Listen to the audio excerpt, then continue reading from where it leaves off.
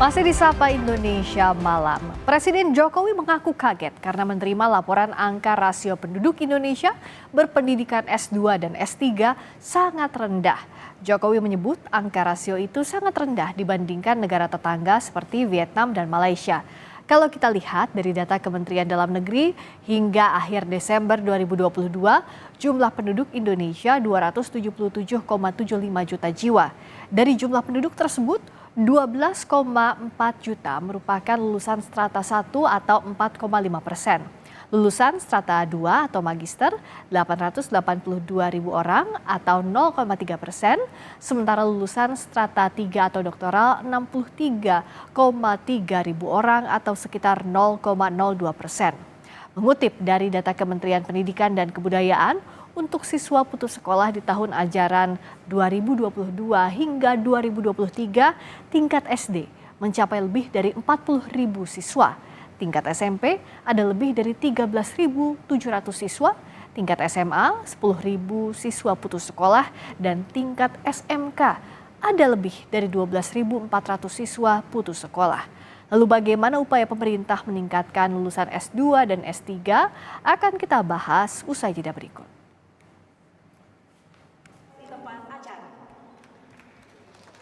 Presiden Joko Widodo kaget saat menerima laporan soal angka rasio penduduk berpendidikan strata 2 dan strata 3 di Indonesia hanya 0,45%. Menurut Jokowi, angka itu sangat rendah dibanding Malaysia dan Vietnam. Dan rasio penduduk berpendidikan S2 dan S3 terhadap populasi produktif itu juga masih sangat rendah sekali kita ini. Saya kaget juga. Kemarin dapat angka ini saya kaget. Indonesia itu di angka 0,45%. 0,45%. Negara tetangga kita, Vietnam, Malaysia, sudah di angka 2,43%. Negara maju 9,8%. Data Kementerian Dalam Negeri menyebut jumlah penduduk Indonesia pada 2023 mencapai 277,75 juta jiwa. Dari jumlah itu, 21,1% penduduk merupakan lulusan SMA atau SMK atau 58,5 juta orang. 12,4 juta orang merupakan lulusan strata 1 atau 4,5%. Lulusan strata 2, 882 ribu orang atau 0,3%, sementara lulusan strata 3, 63 ribu orang atau sekitar 0,02%. Jangankan pendidikan tinggi, masalah di pendidikan dasar juga masih banyak. Misalnya tamatan SD pada 2022 lalu mencapai 64,4 juta jiwa, yang belum tamat SD sebanyak 30,6 juta jiwa, sementara yang tidak sekolah lebih banyak lagi, mencapai lebih dari 65 juta jiwa. Sementara anggaran pendidikan dari tahun ke tahun terus naik. Pada 2022, anggaran pendidikan mencapai 542,8 triliun rupiah. Di 2023 naik menjadi 612,2 triliun rupiah. Sementara tahun ini anggaran pendidikan yang disiapkan sebesar 660,8 triliun rupiah. Pengamat pendidikan UGM Budi Santoso Wiknyo Soekarto menyebut jenjang pendidikan S2 dan S3 tidak menarik di Indonesia, kecuali bagi yang ingin menjadi dosen. Sementara lapangan kerja di luar perguruan tinggi tidak banyak yang membutuhkan S3. Lapangan kerja di luar pendidikan tinggi tidak banyak yang membutuhkan S3, maka justru akan makin sempit lapangan kerjanya di Indonesia.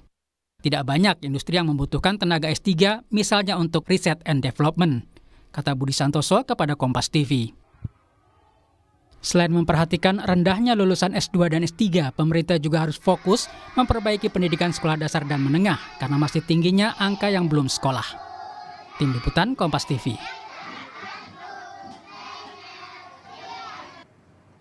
Presiden Joko Widodo mengaku kaget saat mengetahui jumlah lulusan S2 dan S3 hanya 0,45% terhadap populasi produktif di Indonesia. Menurut Jokowi, angka itu lebih rendah dibanding Vietnam dan Malaysia. Namun jangankan lulusan perguruan tinggi, angka putus sekolah dari SD sampai SMA juga masih tinggi. Apa yang harus dievaluasi dari pendidikan di Indonesia? Kami membahasnya bersama tenaga ahli utama KSP, Agung Harjono, dan pengamat pendidikan UGM, Budi Santoso Wiknyo Soekarto. Selamat malam, Pak Agung, Pak Budi. Selamat malam. Selamat malam, terima kasih sudah hadir. Saya ke Pak Agung dulu. Jadi apa sebenarnya penyebab utama rendahnya lulusan S2 dan S3? Sejauh ini apa yang sudah dilakukan? Boleh tolong di-mute, Bapak? Unmute, tolong. Ya, Oh, maaf. ya. Baik. Ya, selamat malam, Mbak. Selamat Jadi malam. memang faktor yang mempengaruhi tinggi rendahnya rasio pendidikan tinggi ini bisa jadi karena salah satunya adalah keterbatasan akses, karena institusi pendidikan tinggi itu kan cenderung terpusat di kota-kota besar, Pak ya. Dan kemudian juga pendidikan tinggi seringkali menjadi hambatan bagi banyak keluarga, terutama keluarga yang perlu bantuan ya, atau keluarga miskin gitu. Dan di samping itu tadi juga di-mention juga tingginya tingkat putus sekolah ya, dan bervariasi kualitas pendidikan dasar menengah itu juga berpengaruh kepada persiapan akademis untuk melanjutkan pendidikan yang lebih tinggi, pendidikan tinggi tadi. Nah, di samping itu juga ada ini, karena tadi kan untuk bisa kerja itu tidak harus ke pendidikan tinggi ya, sehingga rendahnya kesadaran bahwa pendidikan tinggi itu adalah investasi jangka panjang yang bermanfaat untuk memperoleh penghidupan yang lebih baik. Jadi itu juga ada beberapa faktor tadi yang mempengaruhi tadi. Dan memang kalau kita lihat dari beberapa negara itu kan sebenarnya rasio antara tinggi rendahnya pendidikan yang berpendidikan tinggi terhadap itu kan mempengaruhi terhadap menciptakan sumber daya manusia yang berkualitas tinggi dan terlatih tadi. Dan biasanya lulusan perguruan tinggi itu cenderung memiliki tingkat produktivitas yang lebih tinggi biasanya ya. Ya. Biasanya mereka akan memajukan sektor industri, teknologi, layanan, serta mempunyai kreativitas kaliannya dapat meningkatkan. Tapi karena problem tadi belum bisa dimaksimalkan, jumlahnya masih rendah begitu ya? Ya, dan problem itu kan pemerintah sendiri kan sudah memberikan akses gitu ya, dengan melalui program beasiswa, antara lain beasiswa PIP gitu ya, Program Indonesia Pintar, ADEM, Afirmasi Pendidikan Tinggi gitu ya, Kartu Indonesia Pintar, dan mungkin LPDP. Dan kalau kita lihat anggarannya itu kan dari tahun ke tahun kan terus meningkat, ditingkatkan ya. Jadi kayak misalnya anggaran untuk tahun anggaran 2023 tadi itu sekitar 28,9 triliun beasiswa. Nah, dan kemudian di 2024 dinaikin lagi jadi 35,94 triliun gitu. Baik. Nah, ini kan memberi kesempatan akses ya untuk pendidikan tinggi tadi. Baik, itu tadi upaya untuk meningkatkan akses ke pendidikan tinggi. Tapi Pak Budi, apa yang jadi kendala? Kenapa belum terserap maksimal? Kenapa jumlahnya masih sangat rendah? Begitu, bahkan Pak Presiden Jokowi saja kaget kok masih 0, sebetulnya orang itu pengen sekali sekolah, belajar untuk lebih pandai, itu mesti penting sekali. Tapi apa gunanya mereka sekolah, itu yang harus diketahui ya. Jadi mereka itu kan sekolah meningkatkan gelarnya itu untuk mendapatkan kesempatan lebih baik lagi ya. Kemudian juga mungkin meningkatkan pendapatannya mereka. Tetapi di lapangan itu lapangan pekerjaan buat yang level tinggi itu sangat sedikit sekali.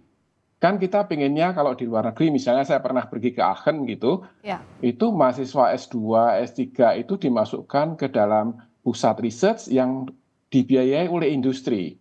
Ya, industri senang karena mereka mempunyai fresh sumber daya manusia yang fresh, yang selalu berganti setiap 5 tahun ya untuk meningkatkan ilmunya, dan itu kerjasama itu yang membuat proses pendidikannya berjalan lancar. Tapi kalau di Indonesia, perguruan tinggi itu nggak bisa bekerja sama dengan industri ya. Hampir semua industri itu kan mereka seperti yang sekarang ini seperti makelar saja, dapat teknologi dari luar atau kita hanya menjahitnya saja. Nah, ini yang membuat mereka menjadi tidak berminat untuk masuk ke jenjang yang lebih tinggi. Karena adanya undang-undang dosen saja atau undang-undang guru yang membuat APK masuk perguruan tinggi itu besar sampai 37%, karena mereka diharuskan S1 untuk guru dan S2 untuk dosen. Memang syarat pekerjaannya begitu ya Pak Budi ya? Ya, karena itu harus. Dan kemudian mereka ingin jadi guru besar sehingga mereka jadi S3. Jadi itu adalah pasar yang paling besar sekarang ini. Jadi itu yang membuat minat mereka menjadi tidak besar, karena lapangan pekerjaan yang tersedia di luar itu tidak berbeda jauh pendapatannya misalnya Misalnya seorang lulusan S3 menjadi dosen, itu bedanya dengan lulusan S2 menjadi dosen hanya berapa ratus ribu. Ya, Padahal investasinya lebih mahal. betul. Dan itu mungkin dengan UMP-nya DKI itu lebih kecil ya. Ya, Itu yang membuat ini menjadi apa namanya, keinginan untuk meningkatkan pengetahuannya, mendapatkan posisi yang lebih baik atau mendapatkan pendapatan yang lebih besar itu menjadi berkurang. oke. Saya kira itu yang menjadi penting. Nah, saya minta singkat-singkat ke masing-masing narasumber, ke Pak Agung, dengan masalah tadi tidak ada kontinitinya. Jadi kasarnya ngapain susah-susah sekolah tinggi-tinggi, tapi nantinya cari kerjanya belum tentu sesuai dengan apa yang diharapkan. Nah, ini bagaimana, sudah adakah antisipasi soal ini? Jangan sampai atau lulusan S2, S3 tapi tidak berbakti mengabdi lagi ke dalam negeri, tapi justru dapat kerjanya di luar negeri. Itu gimana antisipasinya, Pak Agung? Ya, selama ini kan ada salah satu artinya program kerjasama antara perguruan tinggi dengan swasta tadi untuk atau memberi kesempatan mereka kerja gitu ya. Artinya dalam proses pembelajaran itu kan ada proses mereka entah magang atau seperti apa ke pendidikan ini tadi. Dan juga ada program dari pemerintah untuk memberi kesempatan mereka untuk belajar juga di industri tadi sehingga mereka punya pengalaman dan sebagainya dengan pengalaman di sektor industri dan juga itu kan memberikan inspirasi ya. Dan mereka kerja magang itu kan nggak hanya di dalam negeri tapi juga luar negeri yang mereka punya anggaran riset yang cukup besar tuh sehingga bisa menginspirasi mereka. Memang kalau kita lihat dari anggaran riset kita, kalau lihat dari persen GDP itu kan ya di sini kan termasuk kecil lah ya, sehingga memang kesempatan untuk mereka mengeksplor yang untuk pendidikan lebih tinggi S2, S3 untuk riset itu kan juga ada keterbatasan tadi.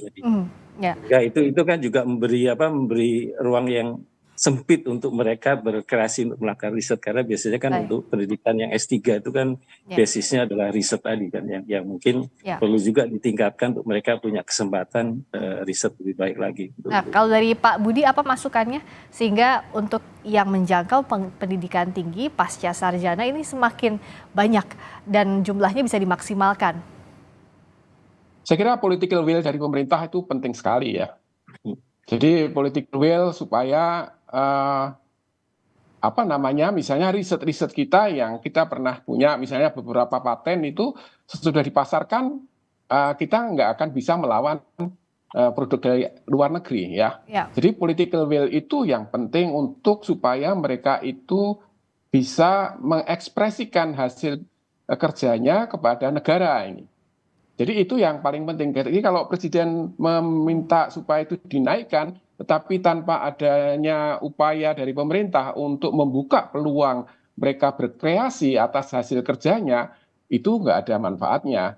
Nah, seperti misalnya dana pendidikan yang 20% itu. Kalau kita lihat sebetulnya proporsi yang banyak untuk gaji PNS malahan, bukan untuk pengembangan penelitian dan sebagainya. Coba bisa dilihat itu. Jadi itu yang membuat proses kerjanya universitas itu agak lamban. Dan apalagi sekarang seperti UGM misalnya itu mempunyai beban untuk mendidik anak-anak dari 3T ya. Yang terdepan ya. Terluar ya. Ya terluar itu, dan Anda kalau kita melihat berapa proporsi keuangan yang didapat dari mahasiswa S1 itu hanya 50% dari total yang seharusnya didapat dengan UKT penuh. Jadi masih banyak beasiswa yang diberikan oleh UGM pada mereka, bukan oleh negara. Jadi ini yang susah juga, termasuk bagaimana beban biaya finansial yang harus dipikirkan oleh negara itu. Ya, jadi banyak yang harus dibereskan, termasuk political will-nya harus lebih dimaksimalkan agar yang bisa menjangkau pendidikan tinggi juga lebih naik lagi angkanya. Terima kasih atas waktunya Pak Agung Harjono, terima kasih juga Pak Budi Santoso, terima kasih, selamat malam.